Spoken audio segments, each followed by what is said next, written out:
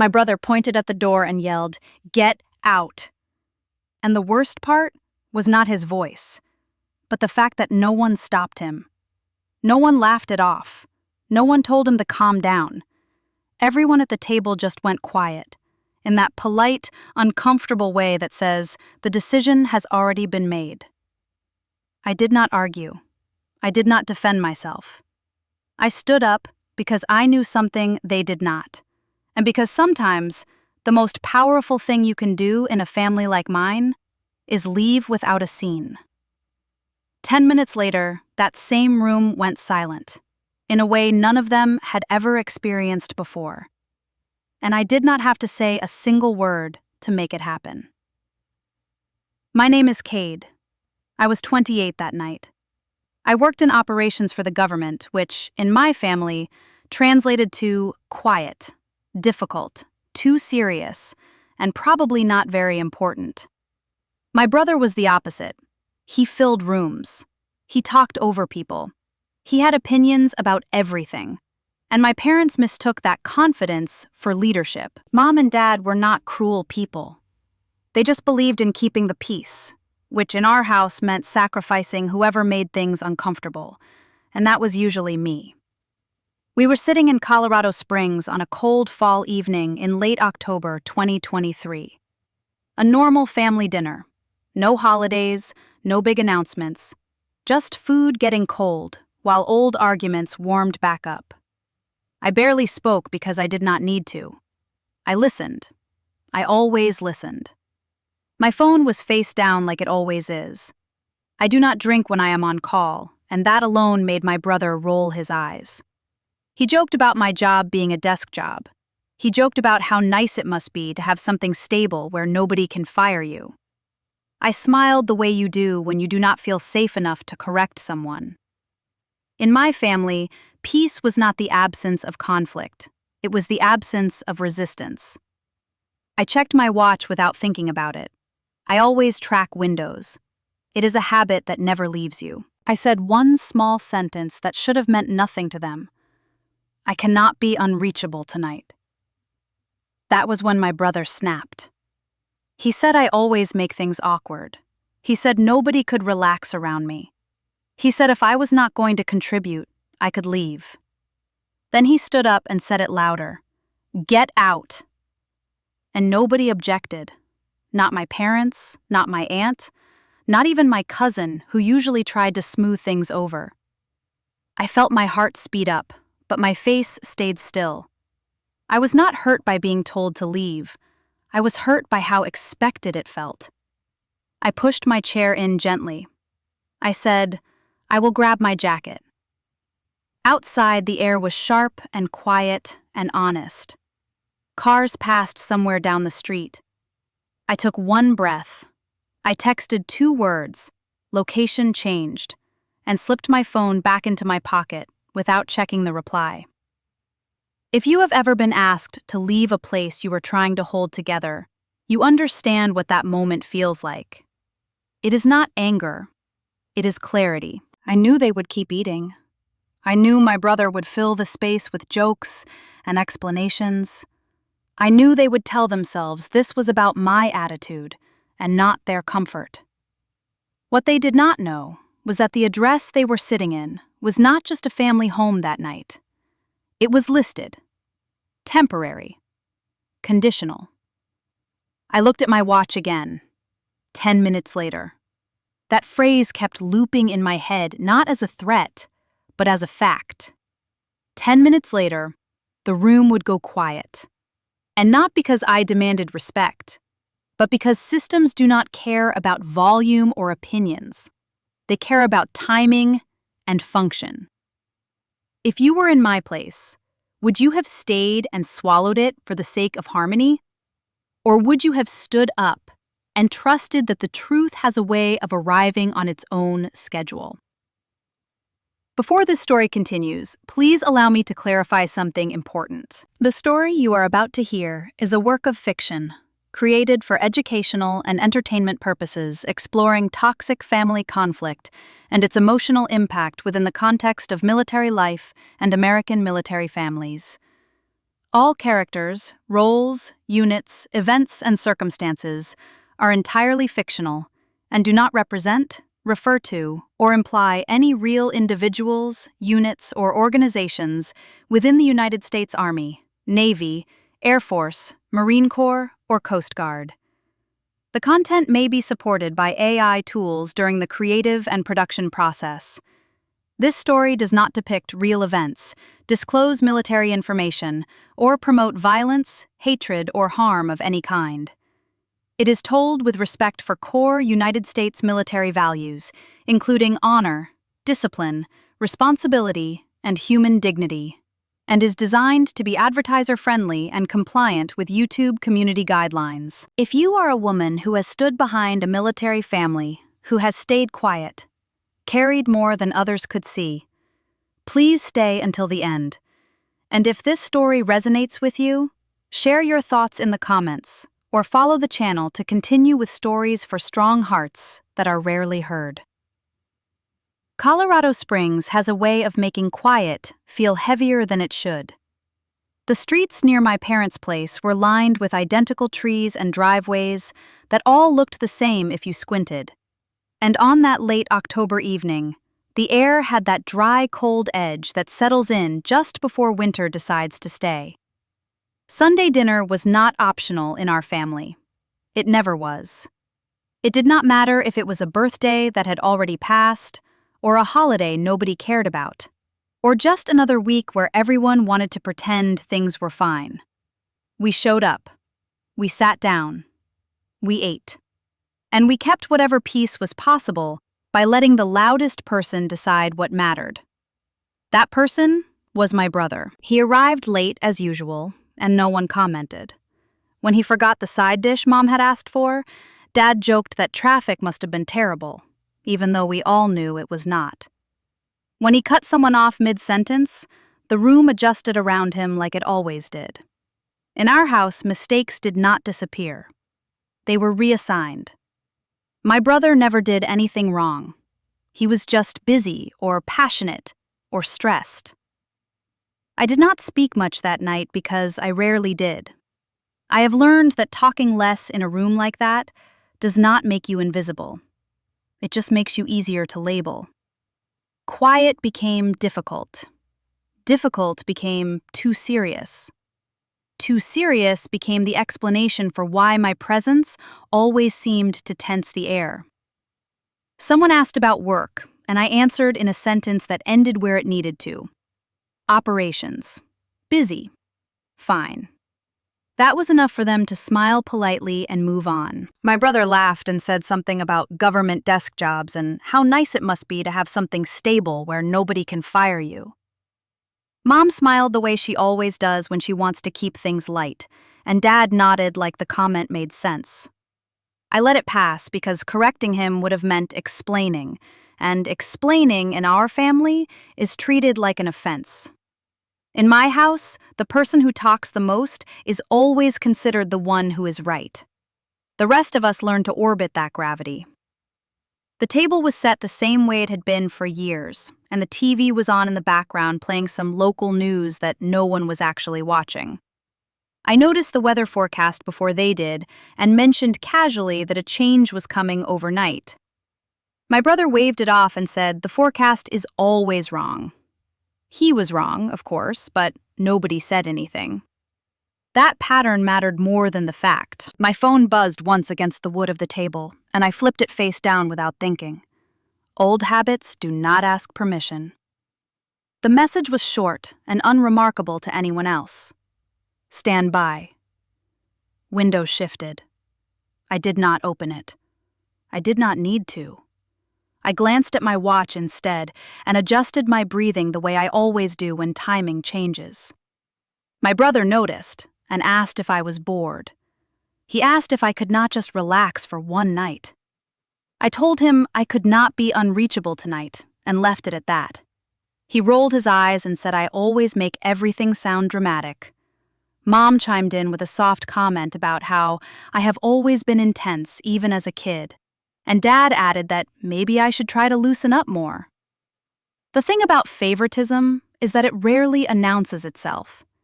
It arrives in small allowances and gentle excuses that add up over time. When my brother interrupted me, no one corrected him. When I paused to listen, they filled the space with assumptions. Someone mentioned a piece of breaking news that had just crossed the screen, and my brother dismissed it without really hearing it. I knew what was coming next, because I had seen it earlier, and I said carefully that it might not be nothing. He laughed and said I worry too much. I did not argue. I have learned that being right too early in that room never helps. Plates were passed, drinks were refilled. The conversation drifted to old stories, where my brother was always the center and I was always the side note. Someone joked about how quiet I was and asked what I even did all day. I answered with a half smile and a shrug, because anything more would have sounded like defensiveness, and defensiveness is treated like guilt in families like mine. The air felt tighter than it should have, and I could sense the familiar build of irritation that always comes when my brother feels challenged by silence. He leaned back in his chair and said, "People cannot relax around me." He said I make things awkward without even trying. Dad nodded slightly, not because he agreed, but because disagreeing would have required effort. I looked around the table and realized no one was surprised by the direction things were taking. That was the part that settled in my chest. Not the words themselves, but the inevitability of them. I checked my watch again without meaning to. 10 minutes had not passed yet, but I knew they would matter. I had known all evening that this dinner was going to go wrong. I just did not expect it to happen so fast. The shift did not happen all at once. It never does. It starts small in families like mine, where disrespect arrives wearing a smile and an easy laugh.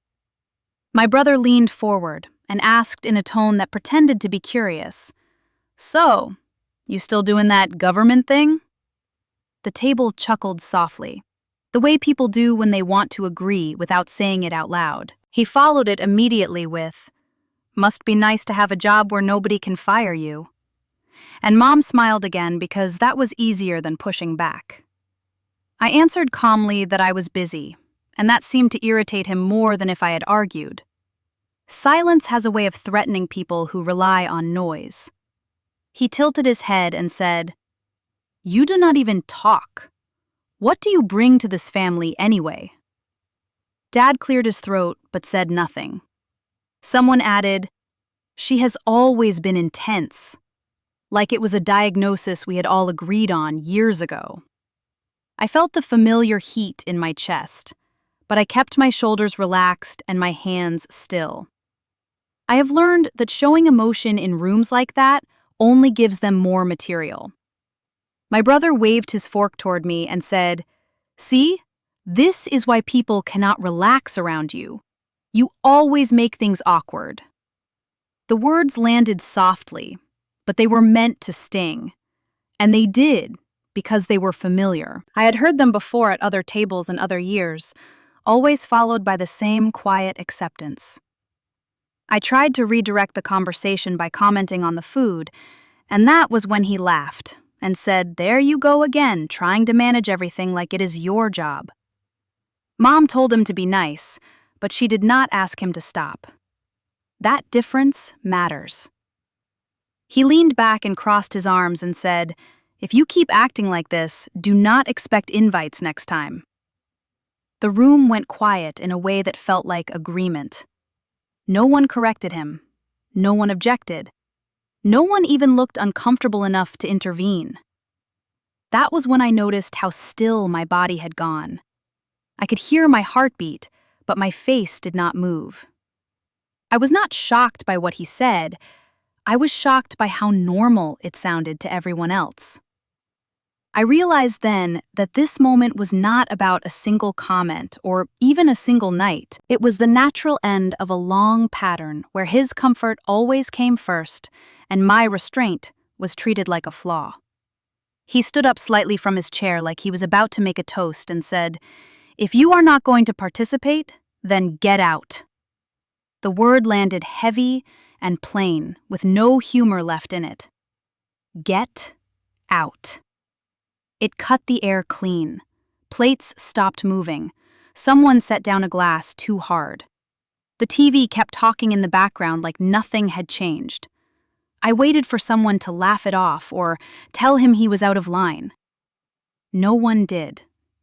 My heart was pounding now, but my posture stayed straight. I did not feel angry in that moment. I felt clear. I heard my brother breathe out like he had won something, and I understood then that this was never about me speaking or not speaking. It was about control. I looked at my parents and saw the calculation in their eyes, the one that weighed confrontation against comfort, and always chose comfort. I heard myself think, I am not sad because I am being asked to leave. I am sad because no one seems surprised. I pushed my chair back carefully and stood up. I said, I will grab my jacket and nothing else. My brother scoffed and shook his head like this proved his point. As I walked away, I caught my reflection in the dark window and noticed how calm I looked. Inside my chest, everything was loud, but my face was steady, because that is what years of learning to survive family dinners teaches you. I passed the hallway mirror and straightened my shoulders out of habit. I could feel every pair of eyes on my back, and none of them followed me. The kitchen clock ticked, and the sound felt sharper than usual. I paused by the door and slipped my phone out just long enough to check the time. I did not open any messages. I did not need to. I looked at my watch, and the thought settled in my mind with surprising calm. 10 minutes. That was all. Before stepping outside, I turned back once, not to plead or to explain, but to confirm what I already knew. Everyone was still sitting there, frozen in the comfort of silence. I left without another word. As the door closed behind me, I asked myself a question I already knew the answer to, and one that anyone watching this would have to answer for themselves. Do you think that silence was about keeping the peace, or was it about choosing a side? I walked out into the cold night and glanced at my watch again. 10 minutes. I stood up slowly so the chair would not scrape the floor. That detail mattered to me, in a way I did not fully understand until later. Small movements are often the only place you get to keep control, when everything else is being taken from you.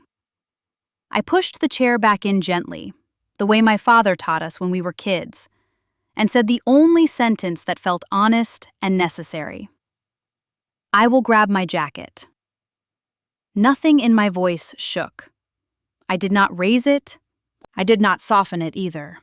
I turned away before anyone could answer because there was nothing left to discuss. The hallway felt narrower than it had a few minutes earlier, and the house sounded different without voices filling every corner. The porch door opened with a familiar creak, and cold air rushed in, sharp and clean. Outside, the night was quiet in a way that felt almost respectful. The sky was clear and dark, and the streetlights cast long shadows across the sidewalk. Somewhere, a car passed on the main road, and its tires made a low, steady sound that faded quickly. I stood there for a moment, letting the cold settle into my lungs. Anger was there, of course, but it was distant and unfocused. What I felt more clearly was resolve. Anger wants reaction. Clarity wants direction. I leaned against the porch railing and looked down the street out of habit, checking angles and movement the way I always do without thinking about it. Line of sight, entry points, empty yards. Nothing out of place. These habits never turn off. They do not belong to a job anymore. They belong to me. I took my phone out and held it loosely in my hand without unlocking it. I did not want to look at anything yet. I wanted one clean moment before the next step. Inside the house, I could hear muffled voices start up again. My brother probably explaining himself. My parents probably nodding along because that was easier than facing what had just happened. I was not surprised by that either. I typed 2 words and sent them without hesitation. Location changed. That was all. No explanation, no emotion. The message was not meant to start a conversation. It was meant to close one and open another. I slipped the phone back into my pocket and zipped my jacket up against the cold. My breath fogged briefly in front of me and then disappeared. I realized then that I was not shaking. That surprised me more than anything else. In past years, moments like this would have left me replaying every word, wondering what I could have said differently. That night, there was nothing to replay. I had said enough by standing up and leaving. I looked back at the house once, not with resentment, but with something closer to acceptance. Families like mine do not change because someone explains themselves better. They change when consequences arrive without announcement. I stepped off the porch and onto the walkway and felt the concrete through the soles of my shoes. The sound grounded me. I reached the end of the drive and paused long enough to take my phone out again.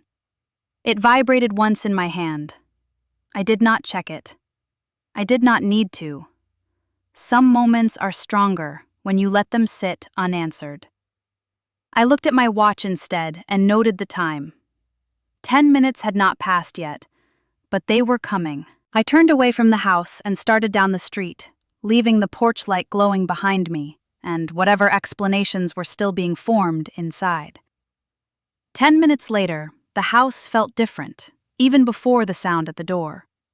Inside my parents' living room, the conversation had restarted, in the careful, clipped way people talk after something uncomfortable has happened, and they are trying to pretend it has already passed.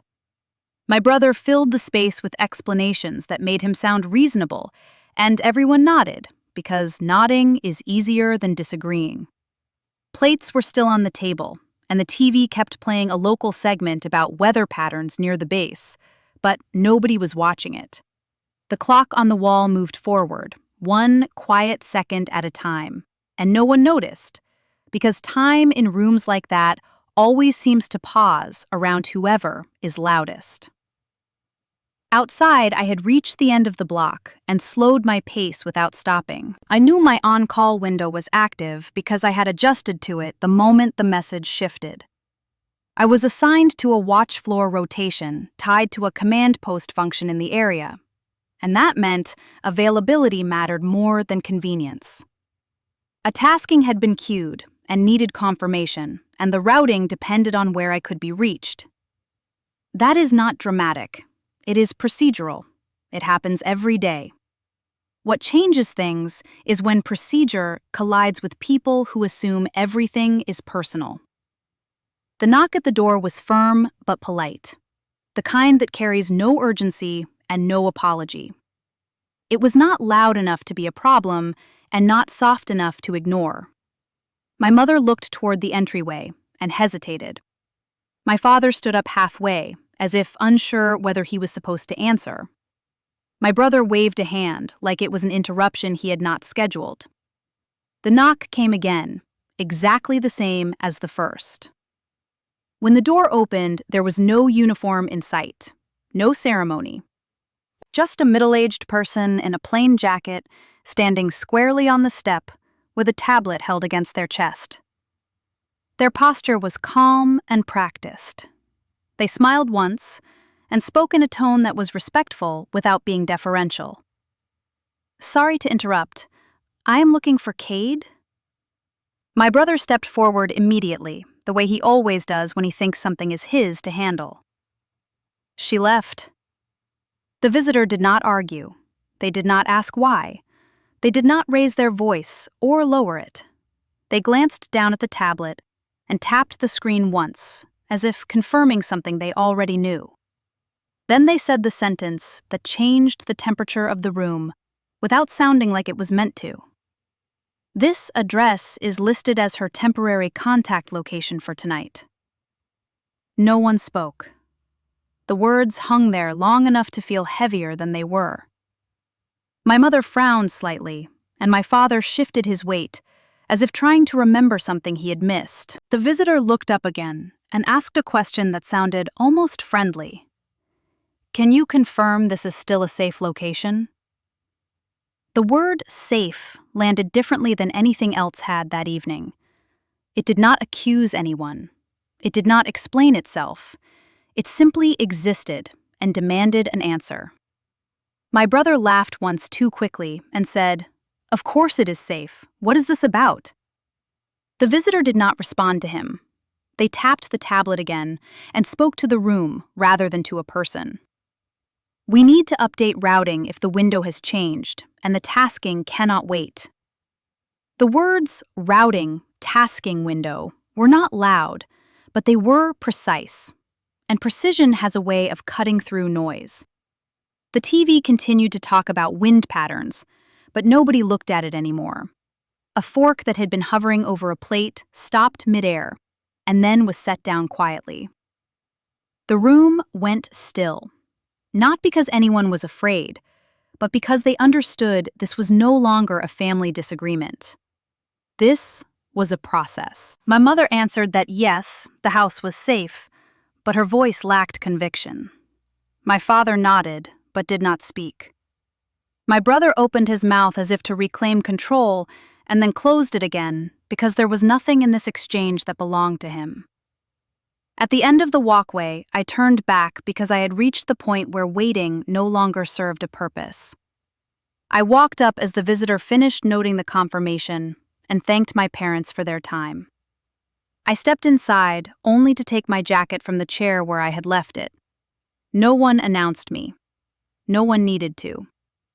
The visitor looked at me and inclined their head just slightly. "We are ready when you are." The sentence was delivered quietly, without emphasis and without audience in mind. I nodded once. I did not explain anything, because explanation would have turned something clear into something debatable. I slipped my jacket on and felt the weight settle across my shoulders like it always does. I looked at my brother for 1 second, not with anger and not with satisfaction, but with the neutrality that comes when something has resolved itself. In my head, his earlier words replayed once and only once. "Get out." The visitor stepped back to give me space, and I moved past them toward the door. Behind me, the house remained frozen. The fork stayed on the plate. The TV kept talking to no one. My brother tried to say my name and stopped halfway through the first syllable because he did not know which version of me to address anymore. Outside, the night air felt sharper than before, and cleaner, too. As I walked down the steps, I heard the door close softly behind me, and then nothing else. If you were in my place, would you have explained what any of it meant? Or would you have let the silence do the work it was always going to do? I did not look back again.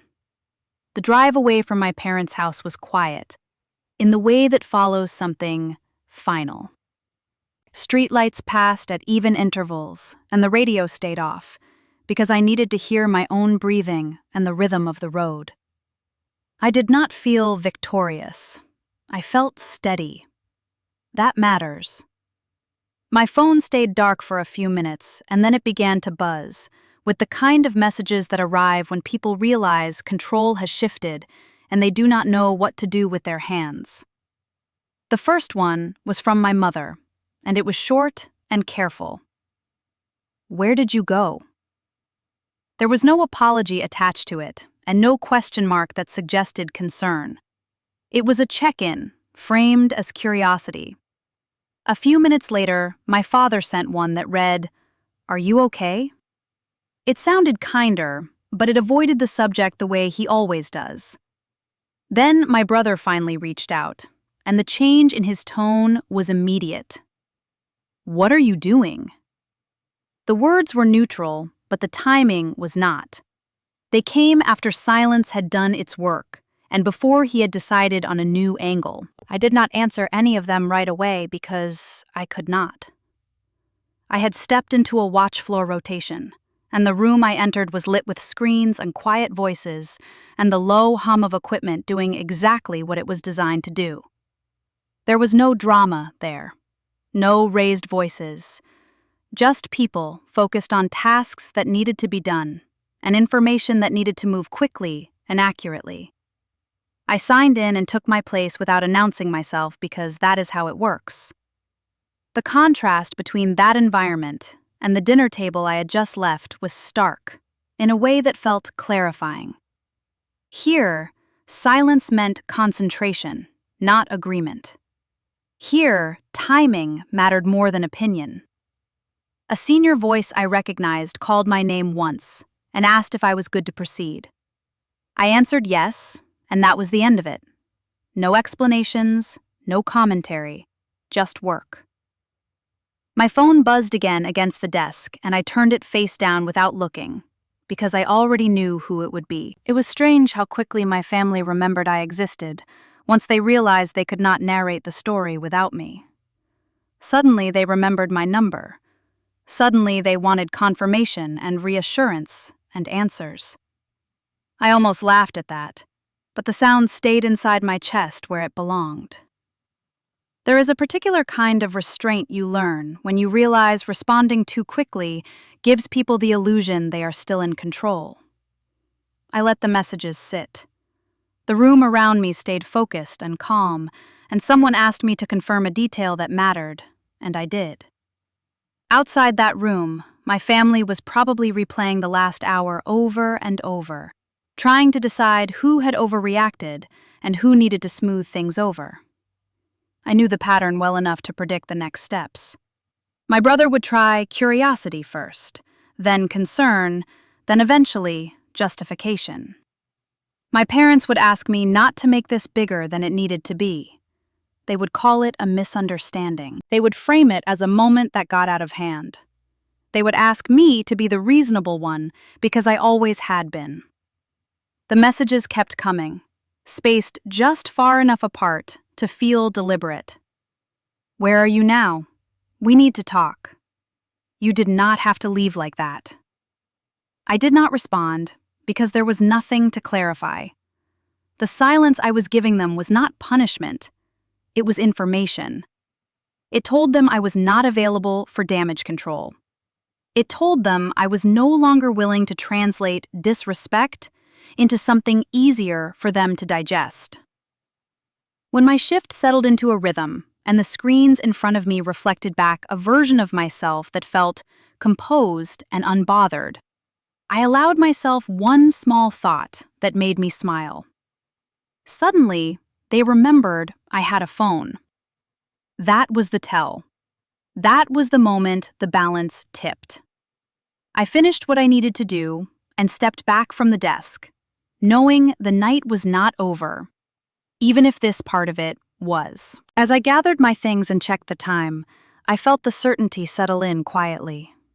I thought this would be the end of it, but families like mine never let go that easily.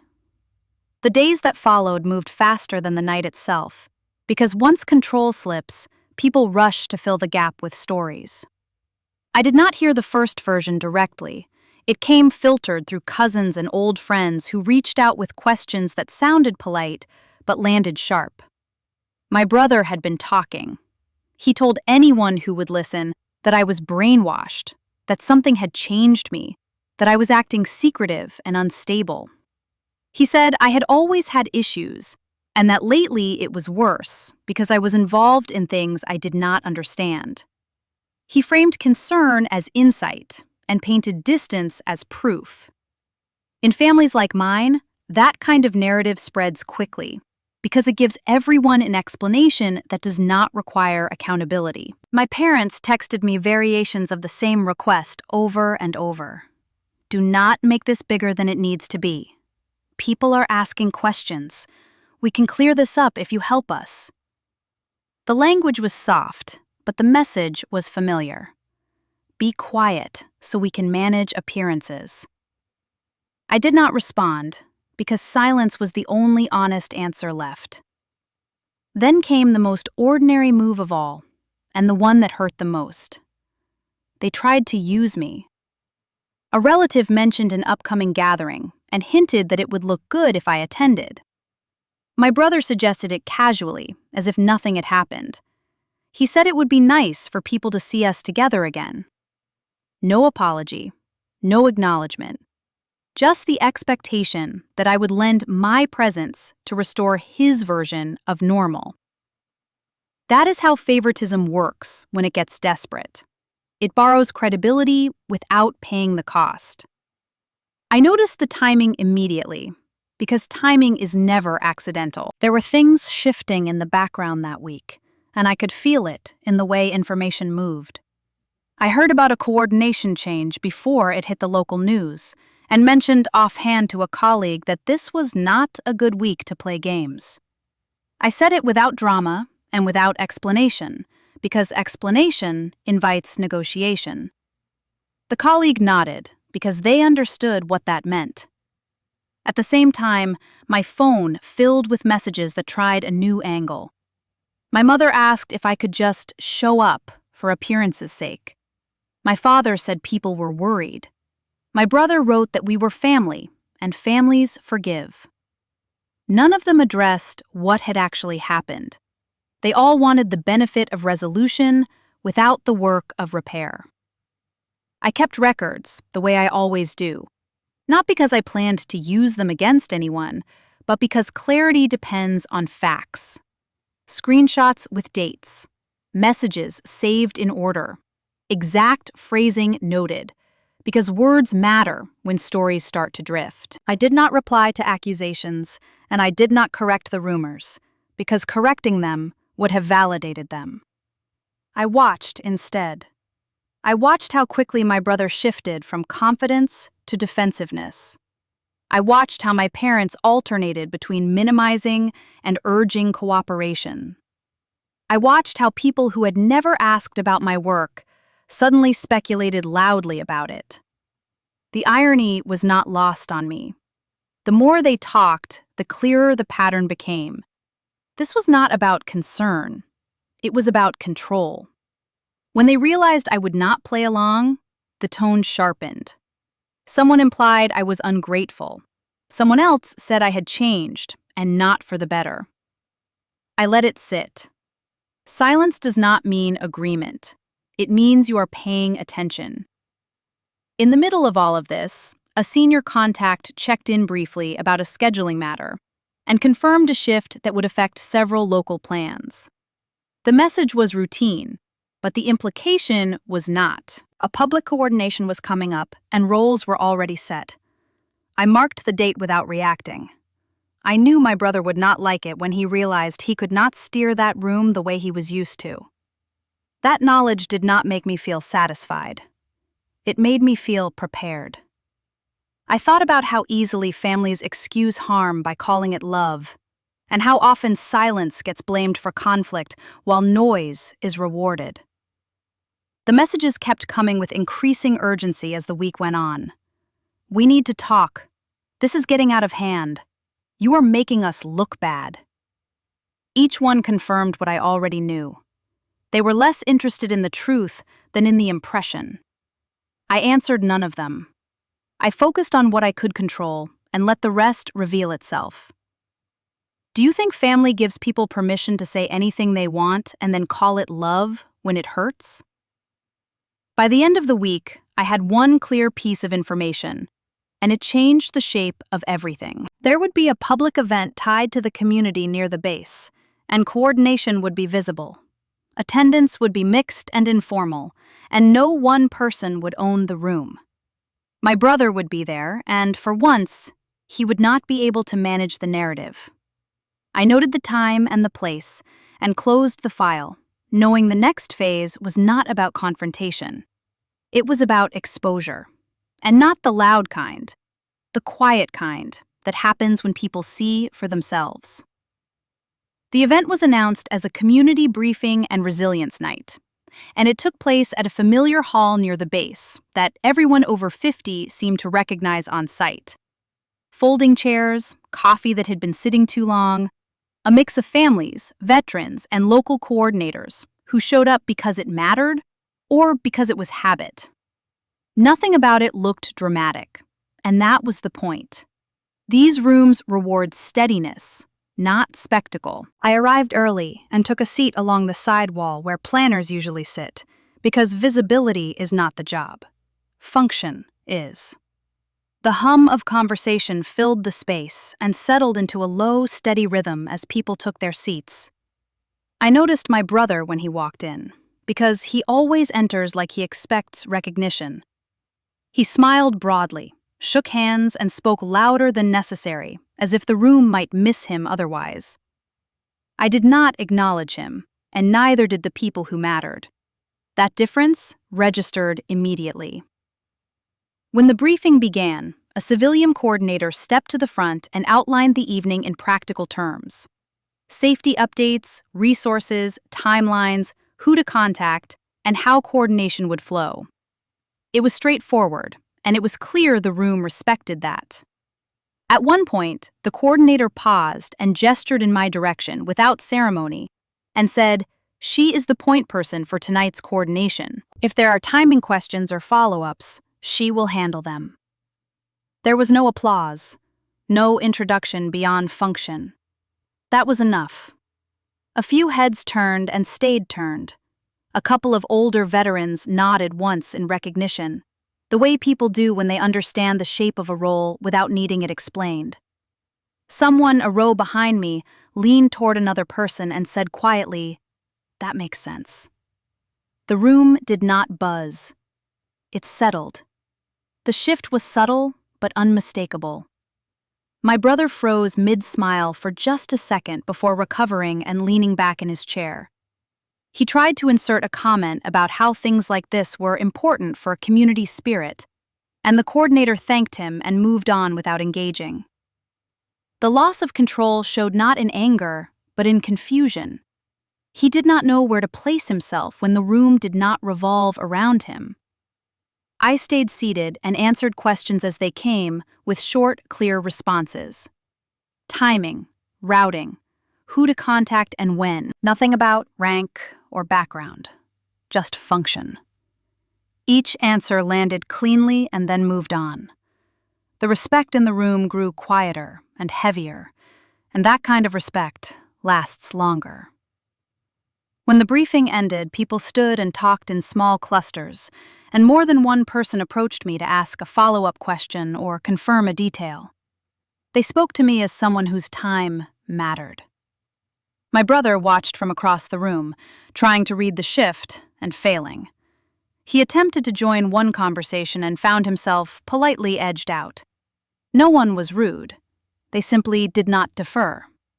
That is what exposure looks like, when it is earned, not announced. I gathered my notes and prepared to leave when my phone buzzed with a message from him that felt carefully worded. "Hey, good job tonight. Did not know you were involved like that. We should catch up soon." The tone was different, softer, curious in a way that tested the ground. It was the opening move of a new approach. I did not respond. I did not need to. As I walked toward the exit, I heard another message come in from him a few minutes later.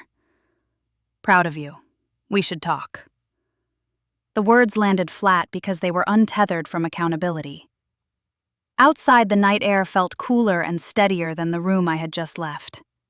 I paused long enough to look back through the glass and saw my brother standing alone, scanning the room for someone to anchor himself to.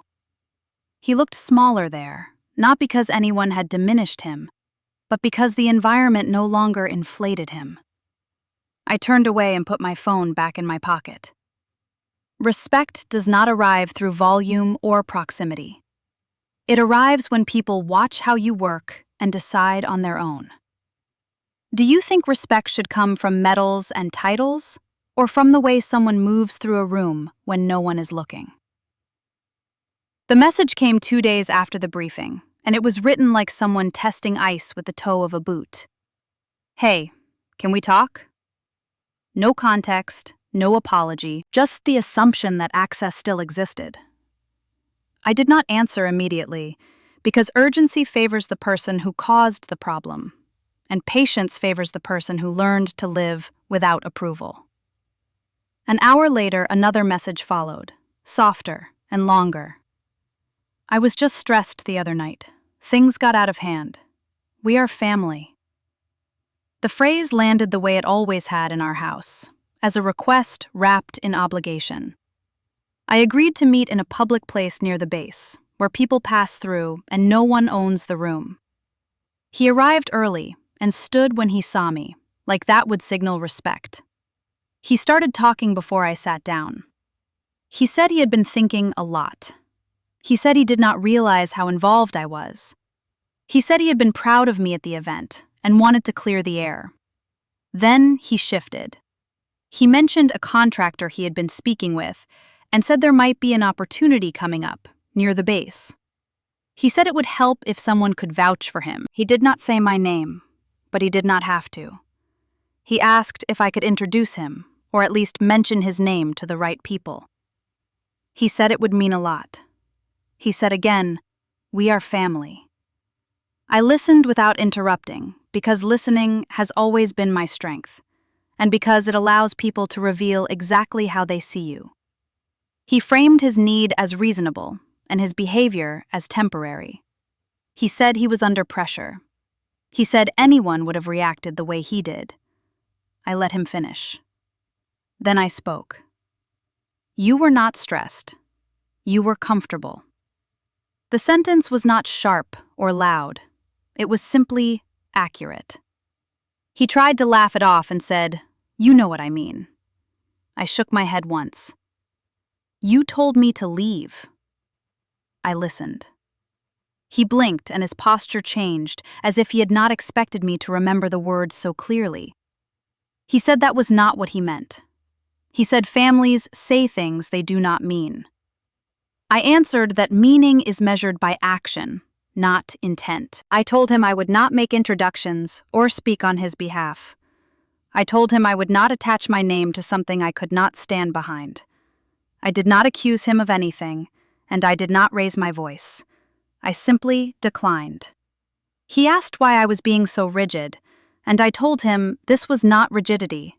This was consistency. He said I was holding a grudge. I said I was holding a boundary. He grew quiet, and for the first time since I could remember, he looked uncertain about what to say next. He tried one last angle and said, "Mom and Dad were upset and thought I was being harsh." He said this did not have to be a big deal.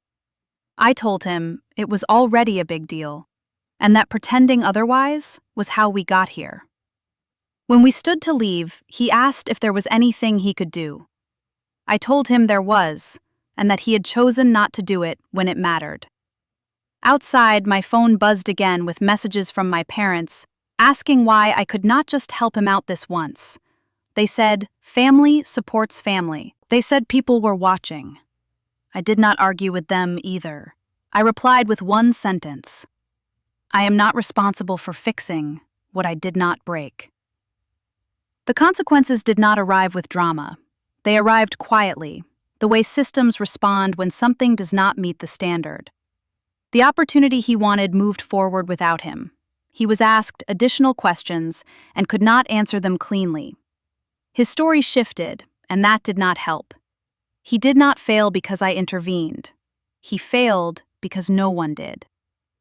When my parents realized what had happened, they called again, and their disappointment was clear. They said I could have smoothed things over. They said I should have thought about how this would look. I listened and did not disagree, because disagreement would have implied negotiation. After the call ended, I sat in my car and felt the familiar weight lift just enough to notice it had been there. Boundaries are not revenge. They are discipline. They do not punish. They clarify. I drove away, knowing the outcome was not cruel or dramatic. It was simply the natural result of choosing not to rescue someone from the consequences of their own comfort. In the weeks that followed, I did not feel the rush people expect after a confrontation resolves itself. There was no victory lap and no sudden relief. What I felt instead was space. quiet space where my thoughts could land without being judged or redirected. I realized how long I had been measuring myself against reactions that were never fair to begin with. Being quiet had been mistaken for weakness. Being careful had been labeled difficult. Setting limits had been treated like betrayal. Those misunderstandings hurt because they came from people who shared my history, but they did not define my future. I spent more time with the people who worked beside me and less time explaining myself to those who never listened. In my unit and in the community around it, roles were clear and expectations were earned. You showed up on time. You did the work. You owned your mistakes. Respect followed behavior, not volume. That was the family I chose, even if no one called it that out loud. I stopped checking my phone for messages that were really tests, and I stopped rehearsing responses that were never going to be heard the way I intended. The anger that had once flared at small slights softened into something steadier and more useful. It became understanding. Understanding that some families confuse closeness with control, and some parents confuse peace with silence. Understanding that people who benefit from your restraint will always ask you to keep it. I did not win anything by walking away that night, and I did not lose anything essential either. What I gained was the ability to breathe without waiting for permission. I thought about how often people over 50 talk about loyalty and duty, and how rarely they talk about dignity. Dignity is quieter. It does not announce itself. It shows up when you decide what you will no longer accept, and then live accordingly. The room that went silent did not do so because I revealed a title, or a secret, or a rank. It went silent because systems recognized what the room refused to see and adjusted around it.